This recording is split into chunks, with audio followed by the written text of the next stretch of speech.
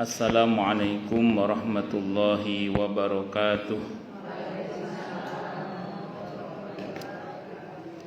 Bismillahirrahmanirrahim. Alhamdulillahi rabbil alamin. Wa bihi nasta'inu ala umurid dunya waddin. Wassalatu wassalamu ala asyrafil anbiya'i wal mursalin. Sayyidina wa habibina wa syafi'ina wa qurrati a'yunina wa maulana Muhammadin wa ala alihi wa ashabihi wa dzurriyyatihi ajma'in, amma ba'du. Asyhadu an la ilaha illallah wa asyhadu anna Muhammadar Rasulullah wa ufawwidu amri ilallah. Innallaha basirum bil ibad. Hasbiyallahu la ilaha illa huwa alaihi tawakkaltu wa huwa rabbul arsyil azim. Qala Allah ta'ala fi kitabihil karim hikayatan an nabiyillahi Musa alaihi salam. Rabbi syrah li sadri wa yassir li amri wahlul 'uqdatam min lisani yafqahu qawli. Para asatidzah, para ibu-ibu sekalian, hafizani wa hafizakunallah, wa bil khusus segenap pengurus majelis taklim ibu-ibu Masjid Baitur Rahman Kemang Pratama 3 dan sekitarnya, yang semoga pengurusnya dan jamaahnya semoga semuanya saja selalu dalam naungan rahmat, barokah, perlindungan serta bimbingan Allah Subhanahu wa taala. Amin, Allahumma amin, insyaallah. Dan tentu saya doakan semoga kemuliaan ibu-ibu sekalian selalu dijaga dan ditingkatkan terus oleh Allah Subhanahu wa taala sebagai seorang muslimah, sebagai seorang istri, sebagai seorang ibu, dunia hingga syurga. Amin, Allahumma amin, insyaallah. Allahumma inna nas'aluka ilman nafi'a wa rizqan thayyiba wa amalan mutaqabbala wa fatahallahu alaina futuhal arifin. Allahumma inna na'udzubika min ilmin la yanfa' wa amalin la yurfa' wa qalbin la yakhsha' wa du'a ila yusma'. Allahumma ati anfusana taqwaha wa zakkiha anta khairum man zakkaha anta waliyuha wa maulaha. Amin, Allahumma amin, insyaallah. Ibu-ibu sekalian, hafizani wa hafizakunallah. Masih melanjutkan kajian kita kitab At-Tadhkirah karya Al-Imam Al-Qurtubi rahimahullah rahmatan wasi'ah wa rahimallahu ulama al-muslimin. Qala al-muallif rahimahullahu ta'ala wa nafa'ana bihi wa bi'ulumihi fid dharain, amin. Bismillahirrahmanirrahim. Halaman 566, betul nggih? Suara Allah Ta'ala. Sabda Nabi kita Muhammad sallallahu alaihi wasallam. Lalu Allah berseru kepada mereka dengan suara tersebut di atas dijadikan dalil oleh orang-orang yang berkeyakinan adanya huruf dan suara pada kalam Allah, bahwa Allah berbicara dengan cara seperti itu. Maha suci Allah setinggi-tingginya dari apa yang dikatakan kaum mujassimah dan orang-orang yang ingkar lainnya. Padahal seruan yang dinisbatkan kepada Allah maksudnya adalah seruan salah seorang malaikat muqarrabin atas izin Allah dan perintahnya. Penisbatan seperti ini tidaklah mengapa dalam berbicara, dan tidaklah mengapa jika ada yang berkata, raja menyerukan, atau telah sampai kepadaku seruan raja, padahal yang menyerukan pembantunya, seperti firman Allah Ta'ala menceritakan tentang Fir'aun. Dan Fir'aun berseru kepada kaumnya. Az-Zukhruf ayat 51, maksudnya ada seorang penyeru menyerukan atas perintah Fir'aun dan mengeluarkan pengumuman atas izinnya. Juga seperti kata-kata raja membunuh fulan atau memukul fulan. Maksudnya tentu bukan raja itu sendiri melakukan dan menangani pekerjaan-pekerjaan tersebut, tetapi yang dimaksud adalah bahwa pembunuhan dan pemukulan itu telah dilaksanakan atas perintah raja. Dan dalam hadis sahih ada diceritakan, sebentar nih, sebelum saya masuk ke sini saya terangkan dulu. Ini Imam Al-Qurtubi ingin menegaskan bahwa Allah itu nggak sama dengan makhluk gitu loh maksudnya. Jadi jangan bayangkan kalau Allah berbicara itu kayak manusia bicara, kira-kira gitu. Makanya ibu-ibu kalau pernah baca hadis tentang proses turunnya wahyu, itu kan macam-macam. Di antaranya kadang wahyu itu Nabi dengar seperti suara gemerincingnya bel, gitu, kadang seperti itu. Pokoknya jangan bayangkan Allah itu bicara sebagaimana makhluk berbicara. Bagaimana bicaranya Allah ya hanya Allah yang tahu. Adapun yang dituangkan dalam Al-Quran sebagai kalamullah, hadis qudsi, dan beberapa seruan Allah, itu kalau disederhanakan kira-kira gini. Itu Allah menggunakan bahasa makhluk supaya makhluk itu paham. Makanya Allah menegaskan inna anzalnahu qur'anan arabiyyan la'allakum ta'qilun. Sesungguhnya Al-Qur'an itu kami turunkan dalam bentuk bahasa Arab supaya kalian itu bisa mengerti. Nah, dan setiap nabi itu diutus oleh Allah dengan lisan kaumnya.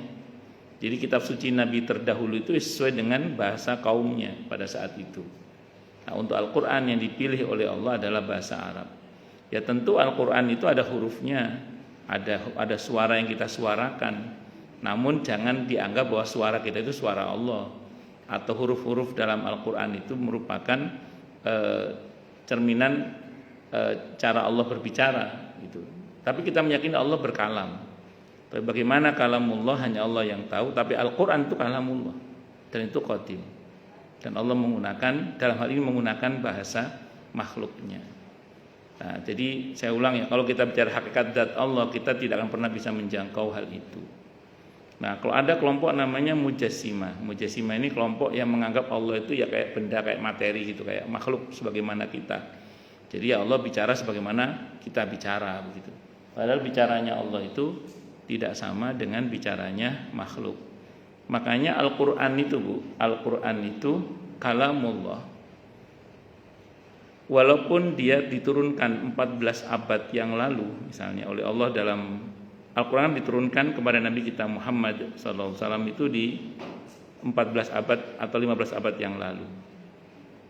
Tapi informasi di dalamnya itu sampai detik ini bagi orang yang berilmu itu masih relevan, masih orang sekarang nyebutnya relate apa jenenge?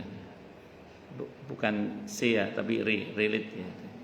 Itu singkat kata singkat cerita itu banyak sekali. Makanya kan kalau kita cermati ya, fenomena alam sekarang yang terjadi itu ada banyak hal yang mereka kok gitu. Itu ternyata Al-Qur'an sudah memberitakan tentang berita-berita itu. Termasuk yang ada di kedalaman laut, kedalaman bumi, termasuk yang ada di luar angkasa. Ya tentu bagi peneliti-peneliti yang ahlinya mengerti hal itu. Kalau kita kan mungkin sebagian kita kan hanya asal tahu saja. Itu yang saya ceritakan kemarin, ada doktor teknik nuklir UGM, Dr. Jafnan itu yang tobat gara-gara baca surah Yasin karena penelitian beliau tentang nuklir itu ternyata teori nuklir itu ada di surah Yasin. Itu seperti itu. Nah, saya baca surah Yasin tidak nemu teori nuklir karena saya bukan ahlinya. Itu seperti itu. Bon, lanjut nih. Terus kemudian, jadi pokoknya intinya satu ya, jangan pernah menyamakan Allah dengan makhluk itu aja. Tapi kita imani bahwa Allah berkalam, Allah berfirman, Allah berkata, itu kita imani. Dan Al-Quran itu kalamullah, kita imani itu. Namun jangan pernah membayangkan ngomongnya Allah itu sama dengan ngomongnya kita. Apa yang sampai kepada kita itu sudah dibahasakan dengan bahasa kita. Jadi apa yang disampaikan kepada kita itu sudah dibahasakan dengan bahasa kita. Karena setiap nabi itu diutus oleh Allah dengan lisan kaumnya. Untuk kita umat Islam, Allah memilih bahasa Arab. Nah, dan udah bahasa Arab itu bisa dipahami nanti dengan bahasa Sunda, bahasa Jawa, bahasa Madura, bahasa Perancis, bahasa mana macam pun. Cuman tetap yang namanya Al-Qur'an yang berbahasa Arab. Yang selain bahasa Arab bukan Al-Qur'an tapi terjemah. Itu bedanya Al-Qur'an dengan yang lain. Jadi kalau Al-Qur'an itu yang Al-Qur'an hanya yang berbahasa Arab saja. Kalau yang tidak berbahasa Arab bukan Al-Qur'an, terjemah. Makanya status mushaf dengan yang ada terjemah dengan yang tidak ada terjemah itu beda dalam pandangan hukum, itu beda. Kalau panjenengan punya mushaf Al-Qur'an yang isinya Qur'anil yang Arab saja itu statusnya mushaf. Ada perlakuan khusus secara hukum untuk jenis yang seperti itu. Nah, berbeda kalau ada terjemahannya. Kalau ada terjemahannya itu dianggap bukan lagi mushaf. Karena terjemahan itu walaupun namanya terjemah, sebenarnya itu bagian dari tafsir juga. Itu seperti itu. Makanya dianggap statusnya seperti buku pada umumnya yang tidak berlaku ketentuan khusus. Itu seperti itu. Wallahu a'lam bishawab. Pun lanjut nggih. Terus kemudian dan di dalam hadis sahih ada diceritakan bahwa para malaikat berseru di hadapan seluruh umat manusia yang hadir di mahsyar. Mereka berkata kepada orang yang bertakwa dan mendapat petunjuk, ketahuilah bahwa fulan bin fulan seperti disebut di atas. Seperti juga diceritakan dalam hadis tentang turunnya Allah Subhanahu wa taala ke langit yang terdekat. Hadis ini menafsiri tentang yang diriwayatkan An-Nasa'i dari Abi Hurairah radhiyallahu an, dari Abu Sa'id Al-Khudri radhiyallahu an, keduanya berkata, sabda Rasulullah Muhammad sallallahu alaihi wasallam, sesungguhnya Allah Azza wa Jalla menunda permintaan manusia sampai lewat tengah malam yang pertama. Maka dia menyuruh seorang malaikat menyeru supaya berkata, apakah ada orang yang berdoa? Niscaya dia dikabulkan. Apakah ada orang yang meminta ampun? Niscaya dia diampuni. Apakah ada orang yang meminta? Niscaya dia diberi. Hadis ini dinyatakan sahih oleh Abu Muhammad Abdul Haq. Hadisnya sahih Muslim. Begitulah tiap-tiap hadis yang memuat kata suara atau seruan Allah mesti ditakwilkan seperti itu, dan itu termasuk bab hadful mudhaf. Adapun dalilnya ialah apa yang sudah menjadi ketetapan bahwa kalam Allah Ta'ala itu maha dahulu seperti yang disebutkan dalam kitab Diyanat atau teologi. Jadi kalau kita cermati ya, dalam hadis yang sahih itu ada kata-kata yang sangat eksplisit. Ada malaikat penyeru yang berseru. Nah, kira-kira malaikat itu menyeru atas perintah Allah atau bukan? Pasti. Makanya kalau istilah Allah berkalam itu malaikat yang diperintah oleh Allah untuk menyampaikan kalam itu. Makanya ketika Allah berbicara kepada nabinya itu via Jibril. Tidak Allah langsung kepada nabinya kecuali kepada beberapa nabi. Itu pun tidak di semua momen. Pertama yang saya ketahui, nabi yang nyata-nyata bergelar kalimullah, orang yang pernah diajak bicara langsung oleh Allah itu Nabi Musa alaihissalam. Kepadanya Allah pernah berkenan bicara langsung tanpa perantara di momen ketika beliau berada di Gunung Tursina itu. Kemudian yang kedua kepada Nabi kita Muhammad sallallahu alaihi wasallam ketika Mi'raj, ketika beliau menerima perintah sholat. Allah langsung yang berkenan bicara dengan beliau. Nah, ini jangan bayangkan pokoknya obrolan Allah itu sebagaimana obrolan kita manusia dengan makhluk. Tapi kita yakini itu karena Nabi yang memberitakan, karena Allah yang memberitakan. Dan hasil cuplikan dialog saat Mi'raj itu kita baca sampai detik ini, yaitu ketika kita bertahiyat, assalamu alayka ayyuhan nabiyyu wa rahmatullahi wa barakatuh, assalamu alayna wa ala ibadillahi sholihin. Itu sholat itu kan kita sedang bicara dengan Allah. Di tengah-tengah kita memuji Allah, tiba-tiba kita diperintah oleh Allah mengucap salam kepada Nabi Muhammad SAW.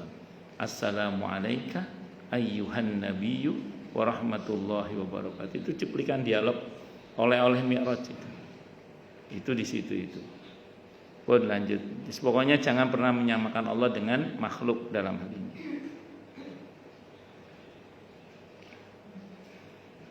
Pun lanjut nggih.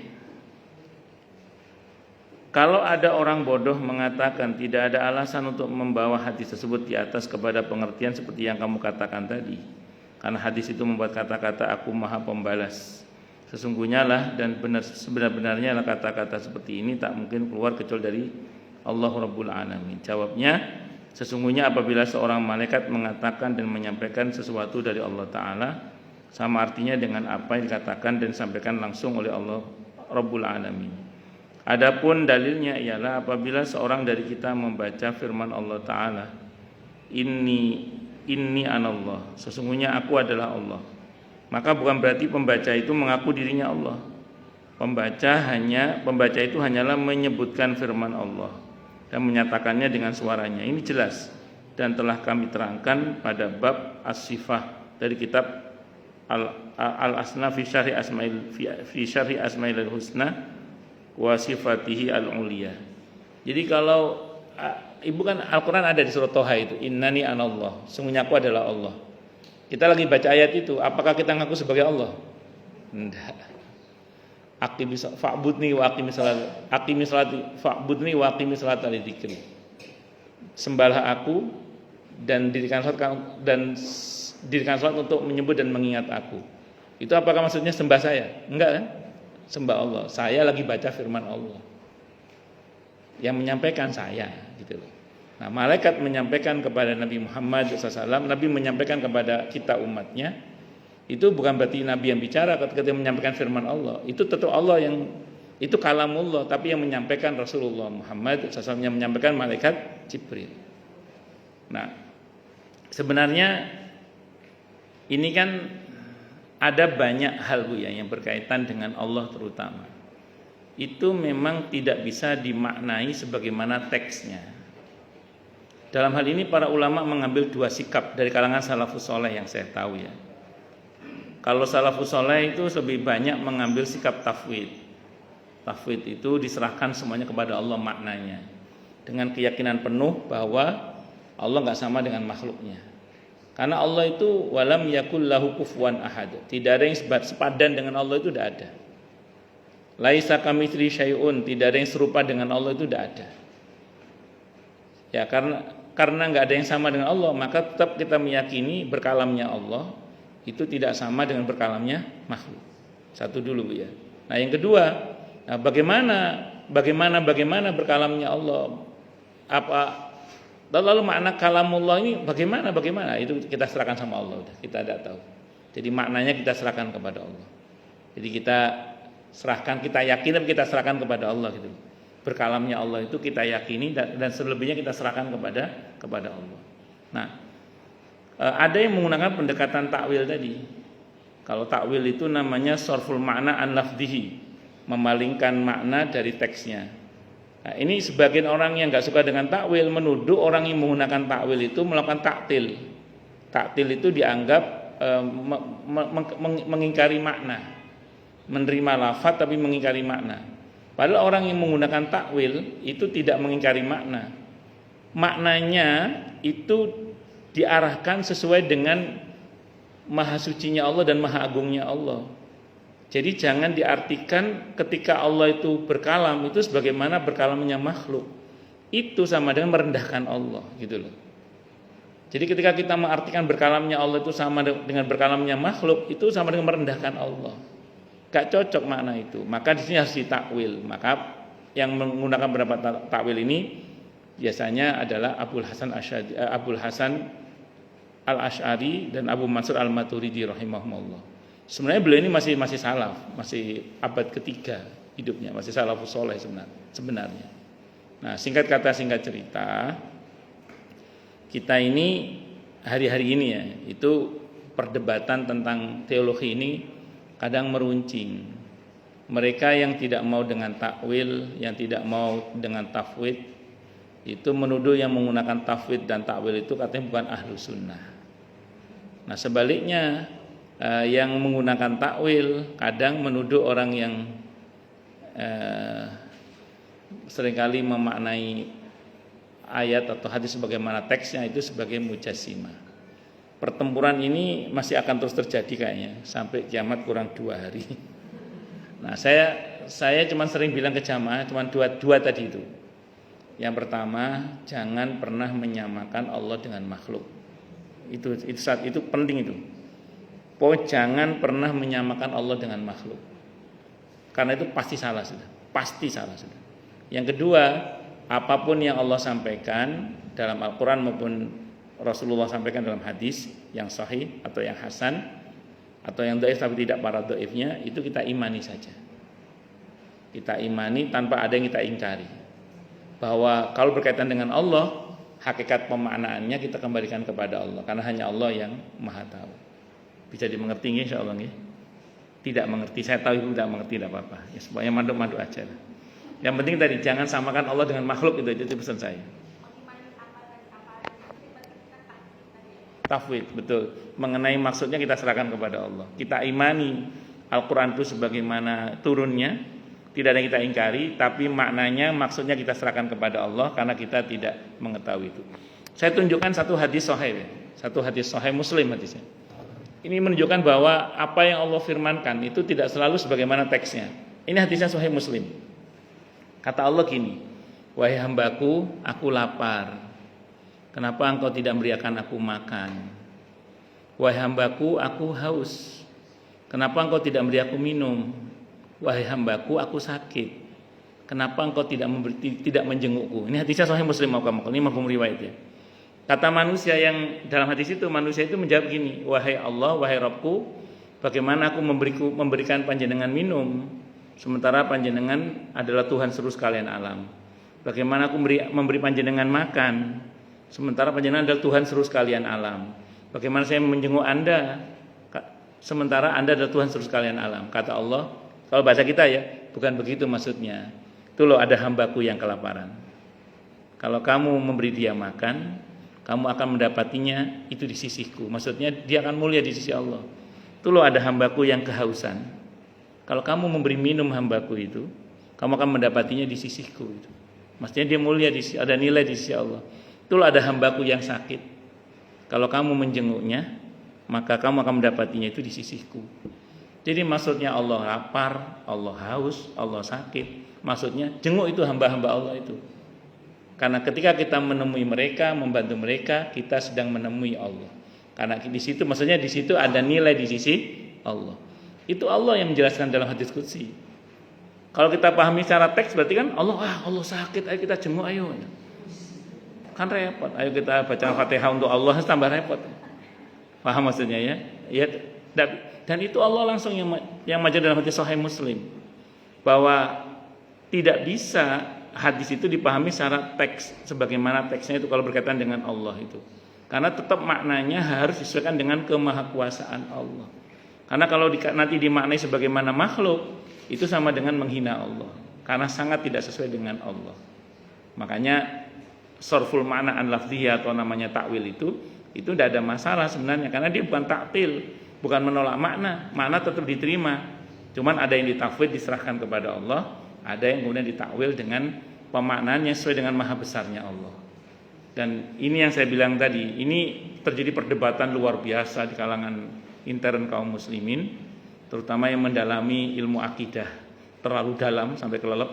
Nah, terus kemudian sampai terjadi saling klaim, wah ini sudah keluar dari ahlu sunnah, ini sudah mengingkari makna, dan macam-macam, sampai ngeluh saya itu.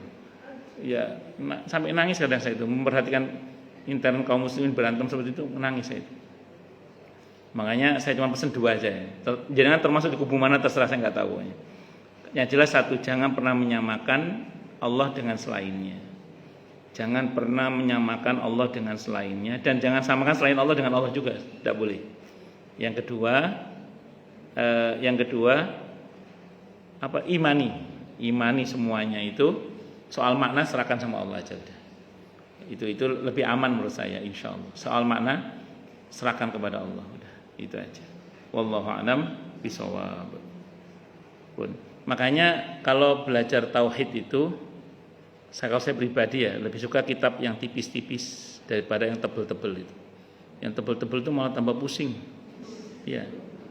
Saya mau terangkan dulu gini Bu ya. Ibu-ibu tahu enggak kita belajar tauhid itu untuk apa Bu? untuk menguatkan iman kan. Kalau ibu-ibu belajar tauhid, setelah belajar tauhid kok ibu malah rajin menyesatkan orang, oh kafir ini. Ada orang belajar tauhid kok buahnya gampang menyesatkan orang. Itu barangkali ada dua kemungkinan ya, salah guru atau salah ilmu ya. Betul. Karena harusnya orang itu belajar tauhid itu, kalau dia belajar tauhid dengan baik dan benar, itu memperkuat iman internal diri kita itu, gitu loh. Bisa dipahami nomboten? Nah, kok ada orang belajar tauhid, setelah belajar kok malah rajin mengkafirkan orang, menyesatkan orang, memusyrikan orang. Nah, itu ada dua kemungkinan, salah guru atau salah ilmu.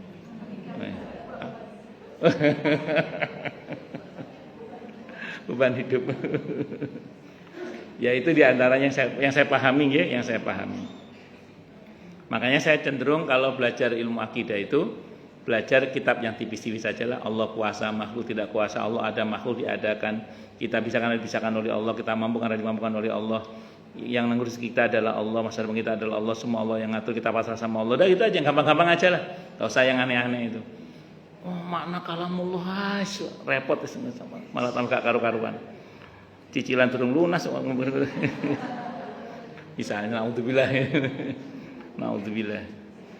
Lanjut. Begitulah tiap-tiap hadis yang memuat. Sudah. Ini sekarang pengumpulan binatang. Sebelum lanjut saya izin mau minum dulu ini dari Puf ya. Iya, saya udah curiga ini coklat. Saya kemarin apa tadi malam itu mau beli coklat di Kopi Kenangan apa. Ternyata dikasih coklat hari ini. Alhamdulillah kabul nyambung. Masya Allah. Izin saya minum dulu ya Bu ya. Mumpung masih dingin. Bismillah. Alhamdulillah. Ini masih dingin nih.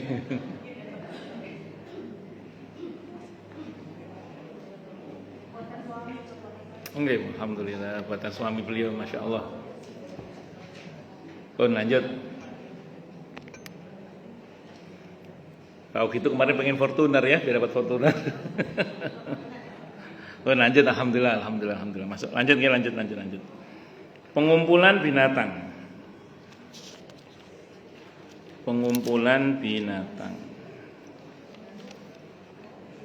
Diriwayatkan dari Ibnu Abbas radhiyallahu anhu bahwa yang dimaksud pengumpulan binatang dan burung-burung adalah kematian mereka.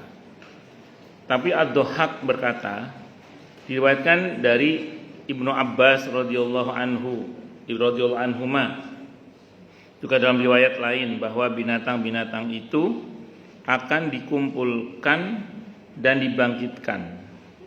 Demikian pula kata Abu Dzar, Abu Hurairah, Amr ibn Al-As, Al-Hasan Al-Basri radhiyallahu anhum dan lain-lain. Dan agaknya pendapat kedua inilah yang benar karena Allah Ta'ala berfirman di surah At-Takwir ayat 5 yang artinya dan apabila binatang-binatang liar dikumpulkan. Firman-Nya pula pada ayat lain yang artinya kemudian kepada Tuhan mereka dihimpun. Al-An'am ayat 38. Abu Hurairah radhiyallahu anhu memberi penjelasan. Pada hari kiamat kelak Allah Ta'ala mengumpulkan segala macam makhluknya, binatang ternak, burung-burung, binatang melata, binatang apa saja lainnya karena keadilan Allah. Sampai binatang yang tidak bertanduk membalas kepada binatang bertanduk sesudah itu. Allah pun berfirman, jadilah kamu tanah. Itulah kiranya dimaksud firman-Nya ketika menceritakan perkataan orang-orang kafir. Dan orang-orang kafir berkata, alangkah baiknya andaikan aku menjadi tanah. Ini terjemahnya ada yang kelebihan. Andaikan aku menjadi tanah. Alangkah baiknya andaikan aku menjadi tanah. Hal serupa diriwayatkan pula, itu An-Nabai 40, ya laitani kuntu turaba. Hal yang serupa diriwayatkan pula dari Ibnu Umar dan Abdullah ibn Amr ibn Al-As radhiyallahu anhuma. Sungguhnya apabila binatang-binatang ternak telah menjadi tanah pada hari kiamat, maka tanah itu ditaburkan ke muka orang kafir. Itulah yang difirmankan Allah Ta'ala. Dan banyak wajah-wajah pula pada hari itu tertutup debu, abasa ya. Ayat ke-40. Dalam pada itu ada juga sekelompok ulama yang mengatakan bahwa pengumpulan pada firman Allah Ta'ala summa ila rabbihim yuhsyarun, kemudian pada Tuhan mereka dihimpun. Yang dimaksud ialah pengumpulan orang-orang kafir dan bahwa potongan ayat sebelumnya yaitu wa ma min dabbatin fil ardi wala ta'iri yatiru bi janahi ila umamun amsalukum ma farratna fil kitabi min syai', dan tidak seekor pun binatang yang ada di bumi dan burung yang terbang dengan kedua sayapnya melainkan umat-umat juga seperti kamu. Tidak kami alpakan sesuatu pun di dalam Alkitab Al-An'am ayat 38. Adalah merupakan kalimat sisipan dan penegakan hujjah. Adapun hadis di atas maksudnya sekadar memberi perumpamaan tentang betapa dahsyatnya soal hisab dan pembalasan sama makhluk yang bakal terjadi di waktu itu. Sehingga diharapkan setiap orang paham bahwa dirinya pasti mengalaminya tanpa ada tempat berlari daripadanya bagi siapapun. Keyakinan itu didukung dengan keterangan tambahan yang diriwayatkan dari salah seorang perawi hadis tadi bahwa selain kitab sahih dia berkata, sehingga kambing yang tidak bertanduk membalas kambing bertanduk dan batu membalas kepada benda yang pernah menaikinya dan batang kayu membalas kepada benda yang pernah menggoresnya. Kata mereka, nyatalah di sini bahwa maksud hadis tadi hanyalah sekedar memberi perumpamaan dengan tujuan memberi pengertian dan gambaran yang menyeramkan tentang suasana hisab. Karena benda-benda mati tentu takkan memahami pembicaraan, siksa maupun pahala. Dan takkan ada satupun yang berakal yang berpikir tentang itu. Bahkan orang yang membayangkan terjadi hal itu boleh dikata termasuk orang bodoh dan kurang akal. Tapi ada jawaban dari sebagian orang yang berpendapat binatang-binatang itu kelak benar-benar akan dikumpulkan. Mereka mengatakan termasuk hikmah ilahi bahwasanya tidak ada satupun perkara dunia maupun akhirat kecuali berjalan pada sunnah yang ditetapkan dan hikmah yang diseimbangkan. Sementara itu orang-orang yang dalam hal ini menganut pendapat kelompok yang berpredikat ulama, faqih dan pakar itu beranggapan bahwa benda-benda mati tidaklah mengerti apa-apa dan makhluk hidup apapun selain manusia juga tidak berakal, dan bahwasanya telah diturunkan wahyu mengenai makhluk hidup dan mengenai lisanul hal, bahwa bahasa keadaan yang ada pada benda-benda mati dan tumbuh-tumbuhan. Lalu mereka beralasan dengan firman Allah Ta'ala di mana dia katakan mengenai orang-orang yang sesat dan mendustakan Tuhan bahwa mereka tidak lain hanyalah seperti binatang ternak, bahkan mereka lebih sesat jalannya. Al-Furqan ayat 44. Ulaika kal an'ami bal hum adall. Andaikan binatang ternak itu mempunyai akal atau pemahaman, kata mereka, tentu orang kafir dan fasik takkan disamakan derajatnya seperti binatang-binatang itu dalam soal kerendahan dan kehinaannya. Lain dari itu, Allah Ta'ala juga telah menyifati orang-orang kafir sebagai orang mati dan tuli yang sedang disuruh melihat dan mengingat. Dan Allah Ta'ala yang dalam firman-Nya wala tusmi'u summa du'a idza wallau mudbirin. Dan kamu tak akan bisa menjadikan orang-orang yang tuli itu mendengar panggilan apabila mereka telah berpaling ke belakang. Artinya lagi di surah Az-Zukhruf ayat 40, maka dapatkah kamu menjadikan orang yang tuli bisa mendengar, atau dapatkah kamu memberi petunjuk kepada orang yang buta hatinya? Al-Baqarah ayat 15 artinya mereka tuli, bisu dan buta, maka tidaklah mereka akan kembali ke jalan yang benar. Tapi anggapan mereka seperti ini bisa dibantah, bahwa kenyataannya tidak seperti yang kamu katakan itu, dan faktanya sama sekali tidak seperti yang kamu kira. Dan ditinjau dari dugaan dan pengamatan kejiwaan yang kamu lakukan, kamu sama sekali tidak sampai ke derajat ulama dalam memahami ayat-ayat yang kamu kemukakan itu, kecuali ayat sebelumnya tadi. Jika kamu mau, maka dari itu periksa lagi pendapatmu itu, niscaya akan kamu dapati bahwa Allah Azza wa Jalla memang menyifati orang-orang kafir itu sebagai benda mati dan tuli, bahkan juga menyifati mereka sebagai orang bisu dan orang buta dan bisu. Tapi fakta lahiriahnya mereka tidak mati, tidak tuli, tidak buta ataupun bisu. Mereka hanyalah mati akal dan otaknya karena kosong dari keimanan dan kehidupan seperti dialami orang yang hidup akalnya. Mereka tuli dan dari perkataan orang-orang yang hidup jiwanya. Mereka buta karena tidak bisa melihat cermin yang memantulkan wajah-wajah para kekasih Allah. Demikian pula Allah mensifati binatang ternak sebagai makhluk yang sesat Tapi faktanya binatang ternak tidaklah sesat. Jika ditinjau dari sisi jalan yang ditempuhnya dan hikmah yang dimilikinya, kesesatan yang dimaksud hanyalah karena ditinjau dari sisi kita dan cakrawala kita sebagai manusia.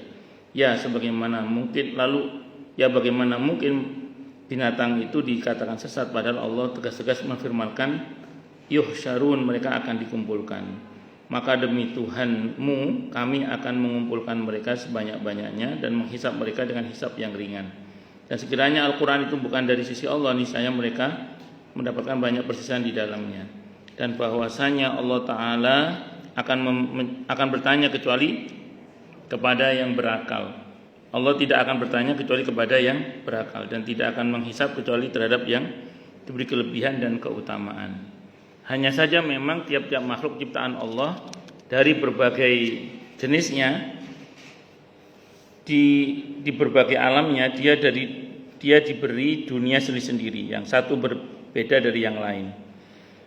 Dan dia beri masing-masing falak dan ufuk serta gelap dan cahaya sendiri-sendiri. Lalu masing-masing berjalan pada falak dan ufuknya sesuai malam dan siangnya, pendengaran dan penglihatannya, serta ilmu dan pemahamannya. Tiap-tiap makhluk mengambil keputusan sesuai kecerdasan atau kebodohannya sendiri-sendiri, dan menunaikan tugas masing-masing sesuai naluri, hikmah, sunnah, dan jalan-jalannya sendiri-sendiri. Ada jenis makhluk yang paling rendah dan seterusnya. Kalau saya baca panjang ini. Saya mau terangkan aja dulu. Jadi mengenai hisab binatang ini, nanti ulama memang berbeda pendapat. Ada yang mengatakan itu hanya gambaran saja, gambaran bahwa semua yang berkaitan dengan kehidupan di dunia ini ada hisabnya. Tapi pendapat yang kedua mengatakan enggak, memang binatang dihisab. Sebagaimana dikatakan dalam hadis Sahih Muslim yang pernah kita bahas itu, kambing yang bertanduk, yang pernah menanduk kambing yang tak bertanduk, itu yang tak bertanduk diberi tanduk untuk menanduk kambing yang bertanduk, ya. Sebagai balasan, ya, sebagai balasan. Berarti memang betul-betul ada tanduk menanduk itu seperti itu. Nah, memang kalau kita baca penjelasan ini, hati-hati memang kalau sampai kita berbuat zalim kepada binatang. Makanya di dalam Islam itu, kalau kita memelihara binatang itu wajib menafkahi. Menafkahinya itu kalau di fikih sunnah yang saya baca dengan dua hal. Yang pertama memberi tempat yang layak, yang kedua memberi makan yang layak juga. Kalau kita tidak bisa memberikan tempat yang layak dan makanan yang layak, itu serahkan kepada yang mau memelihara atau lepaskan. Itu seperti itu. Tapi memang problem juga kadang binatang kalau sudah terbiasa dipelihara, dilepas itu ya malah sengsara dia. Iya. Ya, tapi terlepas dari itu, ya itulah konsekuensinya. Itulah kenapa ada sebagian orang yang lebih suka pelihara tanaman daripada pelihara binatang. Karena kalau pelihara tanaman kan enggak terlalu melibatkan perasaan lah. Tapi kalau pelihara binatang kan, kalau lihat binatang sudahlah dapat anak kucing taruh di kardus, tahu-tahu kejebak lem tikus, aduh semuanya. Mau nangis rasanya gimana, bingung dan seterusnya itu. Ya, dan macam-macam. Belum lagi sebagian binatang kadang ngeselin juga kan. Nah, kadang ngeselin juga kadang. Kalau kita nggak sabar kan takutnya kita zalim sama binatang tersebut. Walaupun sebenarnya binatang kalau mengganggu ya setan. Setan itu ya boleh kita ambil tindakan untuk mengusirnya misalnya. Allahu Akbar. Ya begitulah. Nah, tapi intinya satu ya. Informasi tentang ini tuh intinya satu, kita disuruh berhati-hati. Bahkan tadi diberi gambaran, bahkan ketika kita melukai pohon pun itu ada hisapnya kan gitu. Nah, bagaimana orang-orang yang menderes karet misalnya, orang yang mengambil nira pada kelapa dan seterusnya, itu beda bab. Itu kan ada manfaat, ada maslahat untuk manusia. Tentu konteks yang dimaksud tadi itu adalah orang-orang yang merusak lingkungan. Jadi orang-orang yang merusak lingkungan. Tapi kalau memang untuk kebutuhan kemaslahatan manusia tidak ada masalah. Seperti orang yang mengambil nira aren, nira daun lontar, kelapa, dan beberapa yang lainnya, atau ngambil karet, deres karet itu, atau orang mengambil daun pisang untuk liwetan dan macam-macam, itu tidak ada masalah karena ada kemaslahatan yang dituju di situ, bukan semata-mata merusak lingkungan. Tapi kalau merusak lingkungan itu yang ada hisabnya, sehingga gara-gara kebijakan yang merusak lingkungan itu terjadi banjir misalnya, terjadi air kali kering misalnya, karena pohon itu sama dengan kali. Kalau nggak ada pohon sama dengan sungai. Jadi pohon itu sama dengan sungai. Jadi adanya sungai itu dan izin Allah karena masih banyak pohon. Kalau udah nggak ada pohon, sungai nggak ada itu. Kalau menurut teori itu, kata pakar-pakar geologi itu saya. Jadi pernah ada, saya nonton seorang pakar diwawancara itu, ya pohon adalah sungai. Gitu. Jadi kalau masih ada pohon, ya masih ada sungai. Kalau udah nggak ada pohon, ya nggak ada sungai udah. Itu seperti itu. Wallahu alam bishawab. Makanya di tempat-tempat di mana pohonnya besar-besar itu, yang subur-subur itu, nah itu tempat itu ketika tempat lain pada kekeringan, tempat itu masih ada air. Karena rupanya pohon itu dan izin Allah menahan air dengan izin Allah. Itu seperti itu. Ya wallahu alam bishawab. Nah, itu yang merusak lingkungan itu nanti yang akan dikenai pertanggungjawaban. Nah, orang-orang yang buta mata hatinya, buta pikirannya, itu disebut sebagai orang-orang yang kafir, orang-orang yang ingkar pada nikmat-nikmat Allah, membuat kerusakan di muka bumi ini. Matanya nggak mau ngelihat, kupingnya nggak mau dengar, hatinya itu buta. Dalam pengertian dia nggak mau melihat bahwa kamu buang sampah ke kali itu merusak lingkungan loh kamu itu. Kamu menebang pohon seenaknya itu merusak lingkungan loh itu kamu itu. Kamu pokoknya gitu. Kamu pokoknya apalah. Nah, itu tindakan mereka itu dianggap tindakan-tindakan yang mengingkari kemahabesaran Allah Subhanahu wa taala terkait dengan ekosistem yang Allah bangun di alam ini. Itu seperti itu. Mereka dianggap buta mata hatinya, buta tuli hatinya, terus tidak mau mendengarkan apa yang dinasihatkan dan begitu seterusnya. Wallahu a'lam bishawab. Ya tidak saya jauh-jauh lah. Berapa banyak para pemerhati lingkungan meneriakkan tentang pentingnya menjaga lingkungan. Tapi bagi orang-orang yang punya kepentingan, apakah digubris itu? Enggak toh, tetap dilanggar. Itu seperti itu. Nah, itu semua ada pertanggungjawaban nanti di hadapan Allah. Ya, mungkin ya untuk pohon saya belum pernah baca. Cuman yang saya pahami mungkin bukan pohonnya yang dihadirkan. Tapi kalau binatang memang ada hadisnya. Kalau yang pohon mungkin bukan pohonnya yang dihadirkan. Akan tetapi dosa terhadap perusakan alam itu akan ada pertanggungjawabannya. Bisa dimengerti nggih? Itu seperti itu. Allahu Akbar. Makanya hati-hati. Oh nggih, monggo Bu Imun nggih. Nggih monggo nggih. Assalamualaikum warahmatullahi wabarakatuh, monggo. Itu ya diantara hal-hal yang patut kita perhatikan karena semua ada hisabnya tadi.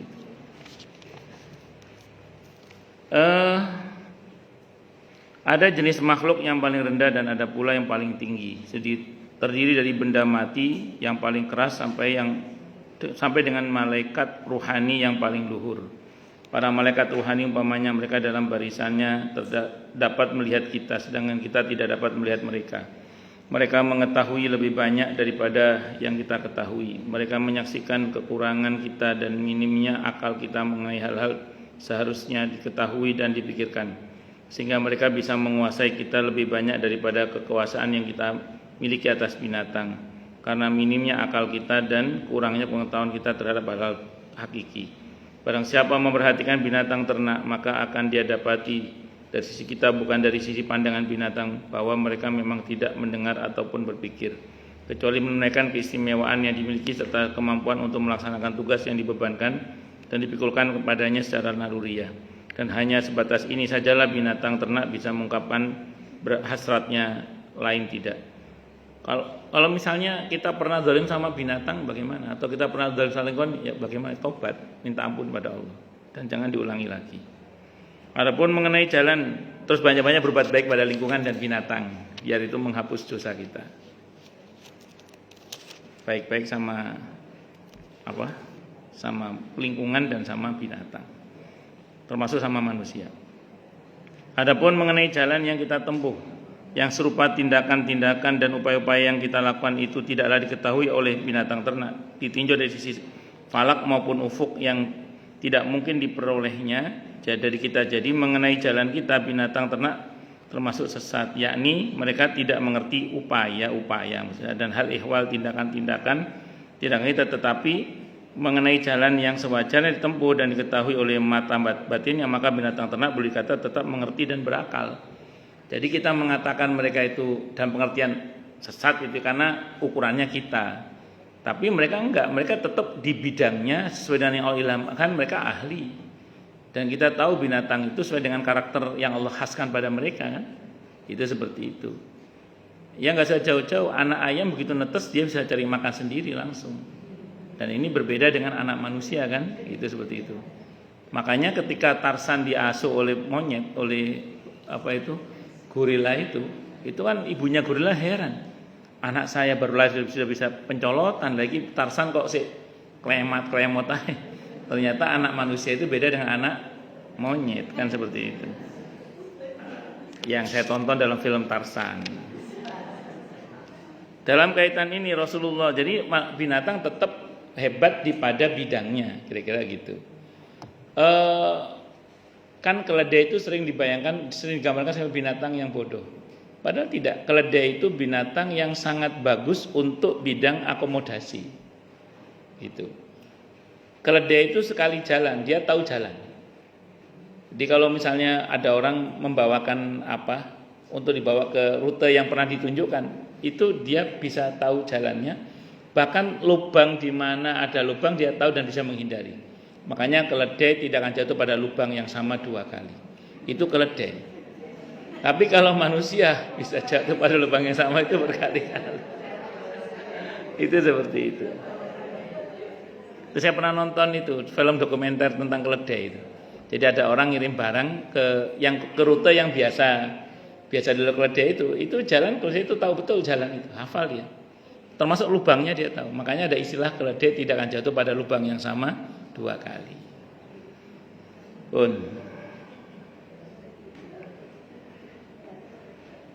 Dalam kaitan ini Rasulullah Muhammad SAW pernah bersabda ketika memegang seekor unta yang suka menggigit, yang melarikan diri dan mogok di kebun Bani Najjar. Di waktu itu orang-orang tidak mampu mengambilnya dan menangkapnya, sehingga Rasulullah Muhammad SAW datang kepada binatang itu. Ketika beliau berjalan kepadanya dan binatang itu melihat beliau, maka ia menderum di hadapan beliau. Lalu berjalan ia dengan menempelkan bibirnya di atas tanah di hadapan beliau dengan sikap merendahkan diri dan tunduk. Maka Rasulullah Muhammad SAW berkata, ambillah tali kendali. Ambilkan tali kendali. Setelah beliau mengikatkan kendali binatang itu, beliau melihat orang-orang tercengang. Maka beliau memutar kepalanya ke arah mereka seraya bersabda, tidakkah kamu sekalian tercengang? Atau kata lain yang serupa, sungguhnya tidak ada sesuatu pun di antara langit dan bumi melainkan mengetahui bahwa aku adalah Rasulullah, kecuali jin dan manusia yang durhaka. Ini dalam Musnad Imam Ahmad. Dalam kitab Sahih juga diriwayatkan secara sabit otentik dari Nabi kita Muhammad SAW, beliau bersabda, tidak seekor pun binatang melainkan ia menajamkan telinganya pada hari Jumat menunggu datangnya hari kiamat. Dan sabda Rasulullah Muhammad SAW, hadisnya sahih ini. Terus kemudian tidak seorang pun yang mendengar panjangnya suara muadzin, baik jin maupun manusia, pohon, tanah dan apa saja, melainkan akan memberi kesaksian baginya pada hari kiamat. Binatang yang kita lihat kan kesannya ya binatang gitu aja. Tapi di masa Nabi pernah berinteraksi dengan mereka. Onta yang ngamuk ini, kalau cerita lengkapnya itu datang kepada Nabi, terus Nabi bersabda kepada para sahabat, siapa yang punya onta ini? Saya, Rasulullah. Dia mengadu kepada saya, katanya dia sering suruh kerja melampaui batas kemampuannya, dikasih makannya kurang. Nah, dia ngadu, makanya dia protes. Maka lain kali jangan perlakukan seperti itu dia. Itu di hadis lengkapnya itu begitu yang saya baca. Terus pernah di tengah-tengah Nabi ngajar, ada seekor burung yang berkicau sekitar Nabi.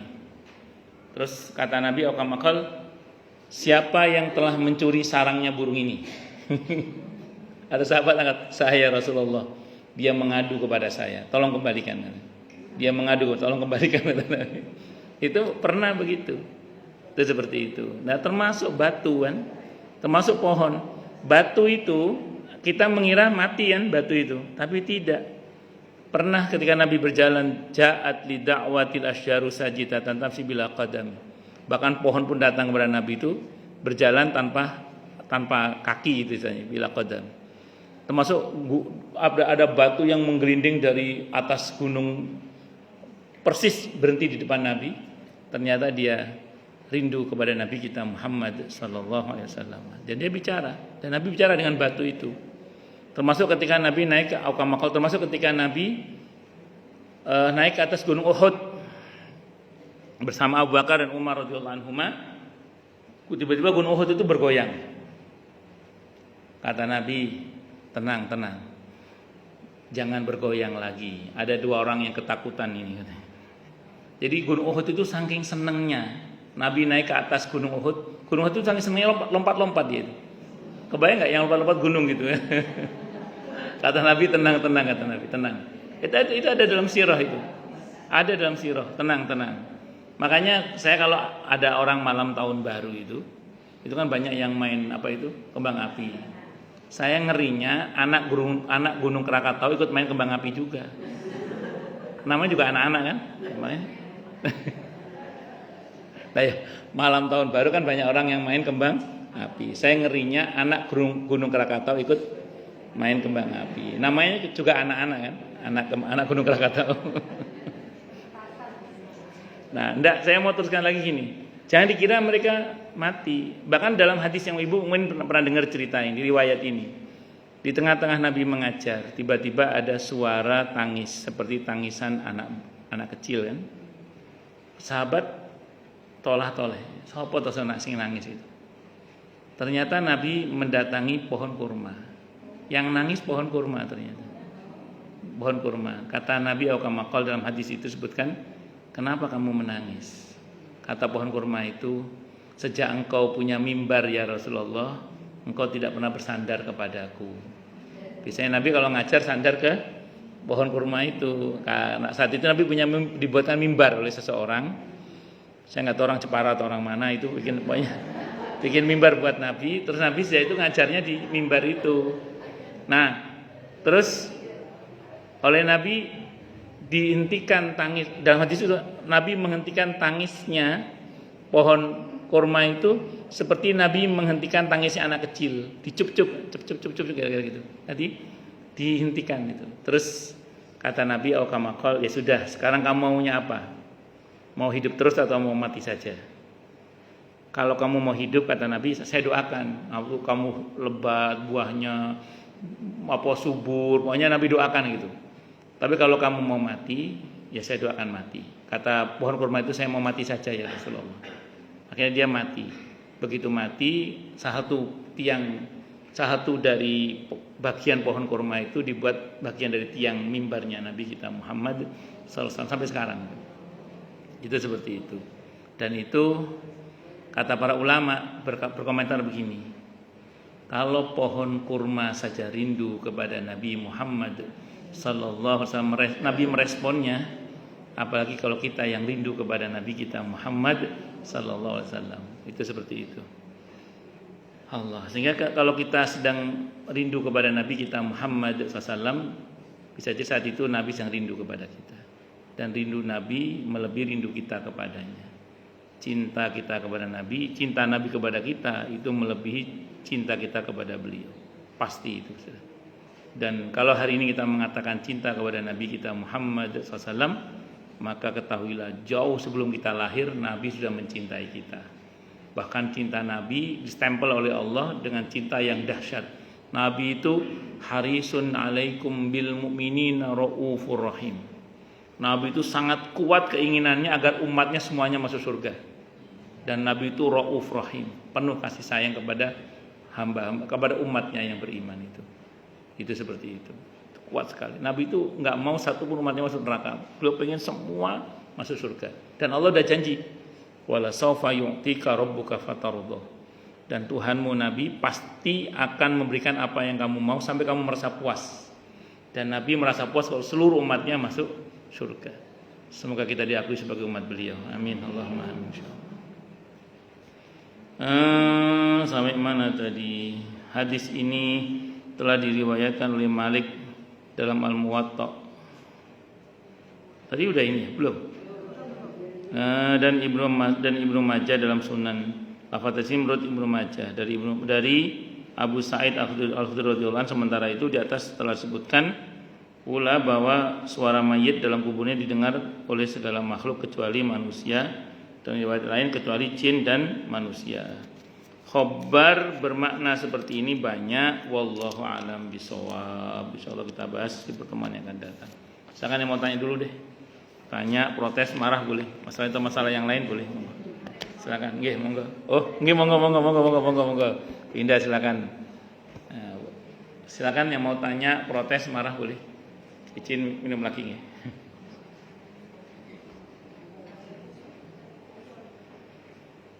Monggo kalau ada.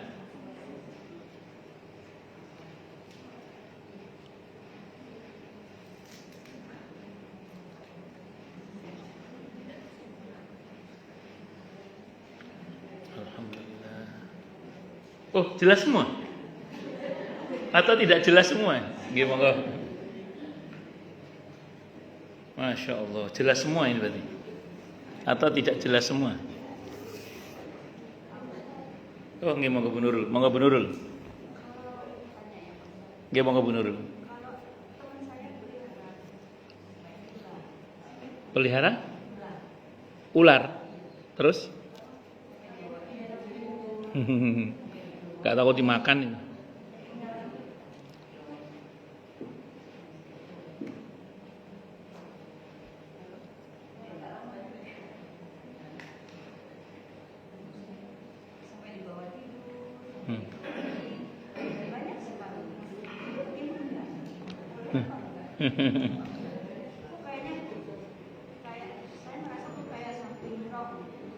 Ada yang salah gitu ya.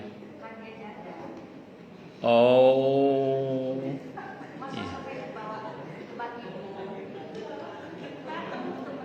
Iya, enggak apa-apa.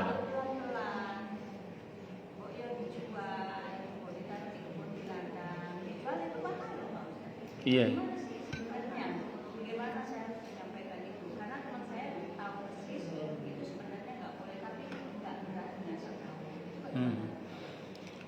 Yang nggak boleh itu ular berbisa ya.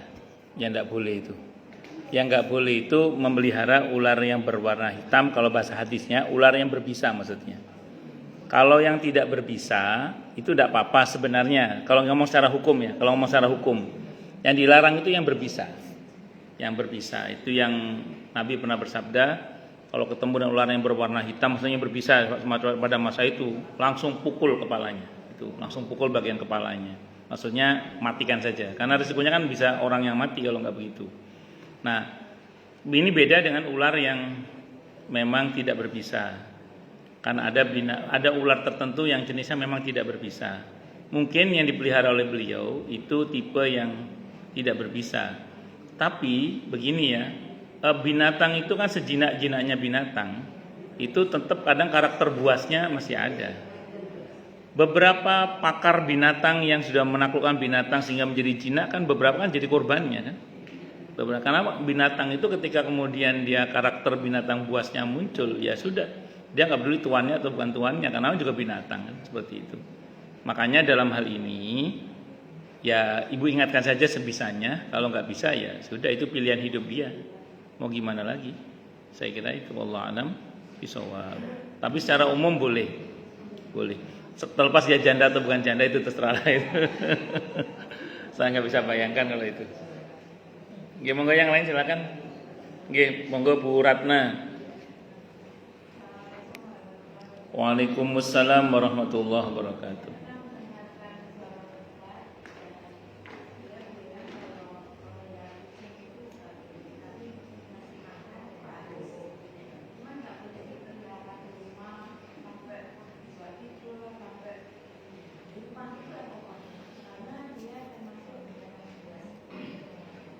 Sampun? Nggih. Kalau memberi makan dengan tetap meliarkannya, saya kira nggak ada masalah kalau yang itu ya. Kalau hukum memeliharanya nggak ada masalah, karena dulu sahabat Nabi yang gemar kemana-mana nenteng kucing itu Abu Hurairah radhiyallahu anhu itu sampai dengan sebutan Abu Hurairah itu kan karena saking senangnya sama kucing beliau itu. Jadi kalau melihara kucing di rumah boleh-boleh saja, tapi syaratnya dua tadi, kasih tempat yang layak dan makanan yang cukup. Mengenai pasangan tidak wajib, pasangan itu nggak wajib. Tapi kalau dia mulai birahi, biasanya kalau untuk yang laki-laki, kalau nggak dijaga betul, biasanya mulai, kata orang yang melihara kucing, saya bukan pakarnya ya, mulai nyakar-nyakar, mulai kencing sembarangan kali gitu ya. Ya makanya dicarikan kucing betina, biasanya itu pelacurnya kucing lah dipanggil untuk dikawinkan, biasanya gitu. Betul gitu ya biasanya ya? Biasanya gitu, carikan kucing betina untuk dikawinkan, setelah itu normal lagi. Gitu ya madam ya? Apa betul gitu madam? Kalau madam punya betina nggak madam? Oh, tiga-tiganya betina. Oh, kalau betina relatif aman berarti kalau betina. Oh, kalau betina relatif aman biasanya. Wallahu alam bishawab. Ya, saya kira boleh Bu, tidak ada masalah, nggak ada masalah. Wallahu alam bishawab. Monggo yang lain silakan. Nggih, monggo Bu.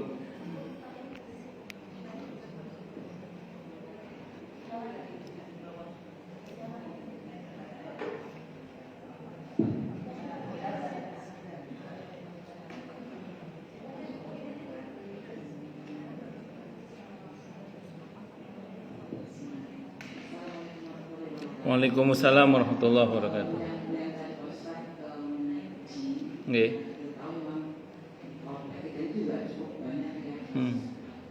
Nah, kalau misalnya untuk mengantisipasi beberapa program itu boleh ada yang beberapa itu begini. Ya. Itu gimana Pak? Bagus. Bagus. Satu sisi barang itu sebenarnya cuma kalau dia banyak ininya jumlahnya dia kan nggak ada yang berdarah, sudah ada kasih makan, terus dia juga membawa sembarangan. Ya. Banyak juga orang yang bertahan. Ya. Nah, satu sisi itu udah lain ada program ya beberapa itu dikebiri untuk mengantisipasi dia berkembang terus itu dengan Ya, sebenarnya mengebiri binatang kalau tidak ada udzur syar'i itu tidak boleh sebenarnya. Tapi kalau ada udzur syar'i diperkenankan. Contoh, di sini koloni kucing sudah mulai nggak terkendali gara-gara jantannya rajin kawin, misalnya gitu. Udah rajin kawin nggak tanggung jawab lagi misalnya, sehingga banyak anaknya yang terlantar atau bahkan kadang kelindes atau macam-macam lah kasusnya itu. Untuk mengantisipasi membludaknya koloni kucing, maka beberapa jantan misalnya dikebiri. Dengan pertimbangan kemaslahatan itu insya Allah tidak apa-apa. Dengan pertimbangan kemaslahatan itu, karena bagaimanapun juga kalau terlalu banyak pasti merepotkan juga kan bagi masyarakat itu juga. Itu seperti itu. Ya, dasar jauh-jauh lah. Saya kalau jalan di Kemang, beberapa temboknya udah dikasih botol aqua, itu berarti kan udah masalah, ada masalah dengan kucing berarti itu. Iya. Bahkan saya lihat beberapa mobil dikasih botol aqua juga, berarti kan sudah ada masalah di mobil itu dengan kucing itu kan. Itu saya lihat di beberapa tempat itu. Wallahu a'lam bishawab. Saya kira itu nggih. Enggak ada masalah. Enggak apa-apa. Betul silakan, enggak ada masalah. Wallahu a'lam bishawab. Nggih. Sami-sami. Monggo yang lain silakan kalau ada. Bu Popi, monggo. Assalamualaikum Waalaikumsalam warahmatullahi wabarakatuh. Saya punya pohon durian yang saya tanam dari biji besar. Masya Allah. Waktu saya tinggal pergi ada 11 buah, kemudian hilang, nggak tahu diambil siapa. Tapi habis itu dia marah, Ustaznya nggak mau berbuah lagi. Saya udah kasih pupuk, saya udah ini nggak mau berbuah sama Pak Ketua. Saya bilang potong-potong dahannya di tempat pisau. Saya begitu kan dia berbuah, tapi sekarang ini udah 2 kali musim nggak berbuah. Saya lagi bingung kasih pupuk apa gitu. Itu yang satu yang pohon durian, tapi pohon mangga satunya yang dari Pasuruan itu berbuah lebat. Apa pohon itu juga punya sifat marah ya Ustaz? Itu aja. Ya, wallahu a'lam bishawab. Konon kalau kita panen pisang itu begitu ditebang, diambil buahnya, itu ada yang mengatakan itu induknya jangan langsung ditebang habis, biar anak-anaknya itu tidak stres katanya. Saya kan orang Lumajang kan kota pisang. Nah, jadi itu tekniknya. Jadi misalnya kan pisang itu pasti ada anaknya. Nah itu kalau kita mau motong panen induknya itu, karena sudah berbuah itu, kan dia hanya berbuah sekali toh. Setelah itu mati. Itu begitu kita ambil buahnya, itu induknya jangan langsung tebang habis. Ada yang mengatakan nanti anaknya stres itu. Stres. Nah supaya nggak stres, dibiarkan saja induknya nanti untuk sekian waktu. Sekira anak-anaknya sudah mulai besar, baru kita tebang habis. Nah, itu begitu. Ya cepat atau lambat mati juga sih itu pohon pisang. Cuman jangan langsung ditebang habis, itu stres. Itu pisang. Nah, saya kalau durian nggak tahu saya kalau durian.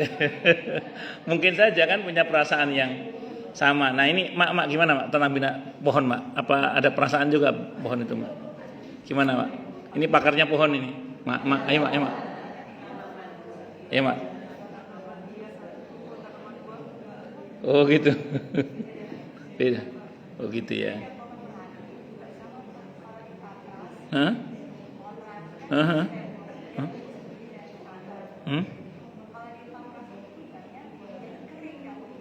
Oh. Oh.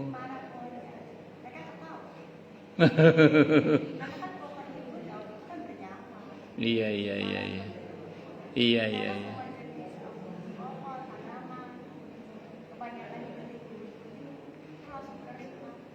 Oh, kayak stres itu ya. Iya. Ya. Wallahu alam bisawab. Gitu. Atau nanti berikan pupuk itu ada pupuk yang merangsang buah. Ya saya lagi berusaha, cuma katanya harus dibikin galongan, dikasih air, baru kemudian pupuknya dimasukin. Saya tunggu Pak Kebuannya. Nggih. Ada lagi Ustaz. Nggih. Kucing, kenapa kucing Bu? Ada kucing bagus, beranak sampai 7 gitu. Kemudian anaknya karena saya tidak tahu harus bagaimana, kucingnya itu kucing liar, cuma saya datang ke rumah saya kasih makan. Anaknya mati semua. Kemudian dia beranak lagi. Kemudian saya bilang sama Pak Wahid, waktu Pak Wahid, itu bawa ke kampung aja, itu kucingnya bagus. Sama Wahid dibawa ke kampung sama anak-anaknya. Sekarang di kampung malah dikasih kamar, dikasih ini jadi kucing peliharaan kesayangan. Masya Allah. Terus kemudian sekarang ada kucing lagi. Saya nggak mau begitu lagi, jadi dia nggak boleh masuk ke rumah, nggak boleh beranak. Jadi cuma saya kasih makanan aja. Terus kemudian ya udah kadang-kadang ada 3, kadang-kadang itu kucing tetangga atau gimana. Itu aja Ustaz. Ya enggak apa-apa. Kalau saya memperlakukan setiap kucing yang di rumah, istri saya kan termasuk yang rajin ngasih makan kucing juga. Kalau istri saya buka pintu, kucing pada menyamperin istri saya.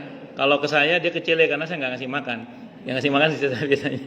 Nah, syaratnya yang kucing di rumah itu syaratnya cuma satu, jangan resek itu aja. Kalau resek sampai istri saya diusir kalau resek, disiram pakai air. Kalau nggak resek, iya.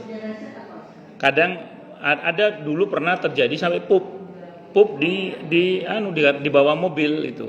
Berarti udah resek ini.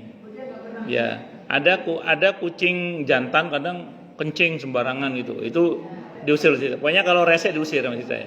Karena kalau resek mengganggu itu namanya setan sudah. Nah, itu. Jadi diusir, tapi diusirnya secara baik-baik sih. Itu. pakai air biasanya disiram gitu. Itu wallahu alam. Jadi nggak apa-apa, itu kebijakan Bu Popi lah. Saya pernah datang ke rumah jamaah saya, ini Bu Prima Yuniarti itu. Bu Prima Yuniarti itu kan di luar rumahnya itu ada kucing banyak itu.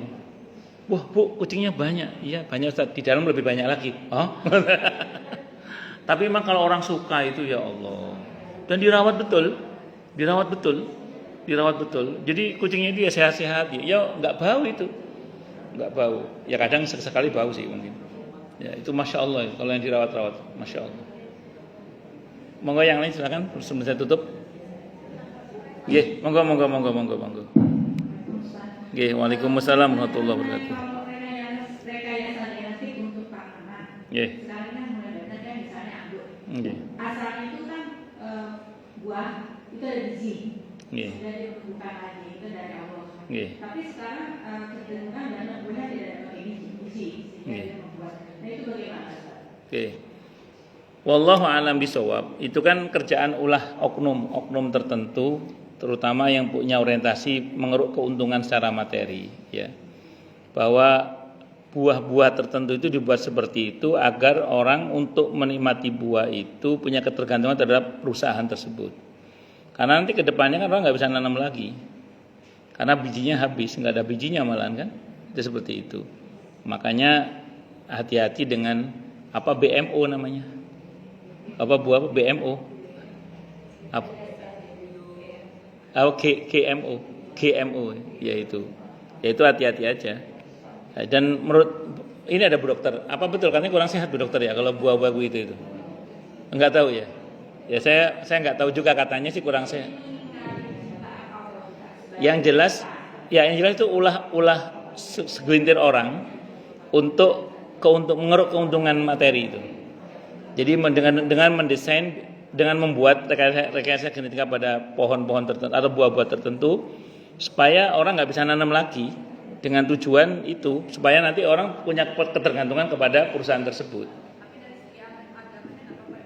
misalnya kalau misalnya ada suatu perusahaan misalnya seseorang yang akan membuat seperti itu ya, itu tidak termasuk kategori yang meningkat. Kembali pada niatnya. Kalau niatnya untuk merusak tentu tidak boleh kan. Kalau itu tujuan untuk merusak itu tentu tidak boleh. Kalau tujuan untuk merusak supaya nanti orang nggak ketemu lagi sama semangka kecuali semangka dia, nggak ketemu lagi anggur kecuali anggur dia, nggak ketemu lagi kecuali yang milik dia, ya khawatirnya masuk dalam kategori membuat kerusakan di muka bumi. Dan Allah tidak menyukai orang-orang yang membuat kerusakan di muka bumi ini. Ngerinya itu aja sih Bu, ngerinya. Wallahu a'lam bishawab. Cukup dulu ya. Kita tutup dengan hamdalah. Alhamdulillahirabbil alamin. Semoga kajian kita bisa bermanfaat, mubarakah fi dini wa dunya wal akhirah untuk kita, keluarga kita dan seluruh umat Islam semuanya. Dan mudah-mudahan kita semua dijadikan oleh Allah sebagai orang-orang yang sukses dunia akhirat, selamat dunia akhirat, bahagia dunia akhirat, dan dipermudah urusan kita oleh Allah fi dini wa dunya wal akhirah. Semoga Allah limpahkan hidayah selalu untuk kita, semoga Allah tingkatkan selalu hidayah untuk kita, dan semoga Allah berikan hidayah untuk siapapun yang melihat kita. Subhanakallahumma bihamdika asyhadu an la ilaha illa anta astaghfiruka wa atubu ilaik.